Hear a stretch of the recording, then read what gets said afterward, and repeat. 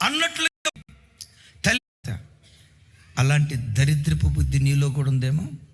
అలాంటి దరిద్రపు మనస్తత్వం నీ కడుపున పుట్టిన పిల్లల్లో కూడా జరుగుతుందేమో. వావి వరసలు తప్పి తల్లి ఎవరో చెల్లెవరో తెలియక, క్రమమేదో అక్రమమేదో తెలియక అపవిత్రంగా బ్రతికే పిల్లలు ఒకవేళ మన ఇంటిలో కూడా బ్రతుకుతున్నారేమో. ఒకసారి ఆలోచించండి.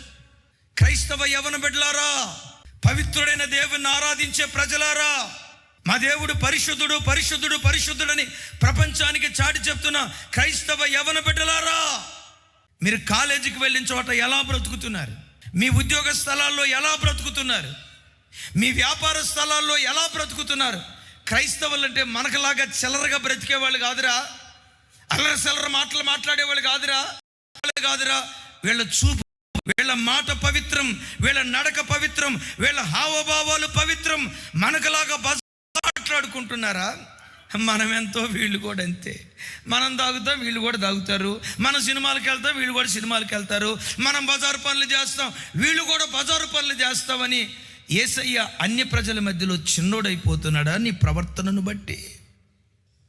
అన్య ప్రజల మధ్యలో ఈ మహా గొప్ప దేవుడు నిన్ను బట్టి చిన్న వ్యక్తి అయిపోతున్నాడా? ఒకసారి ఆలోచించు.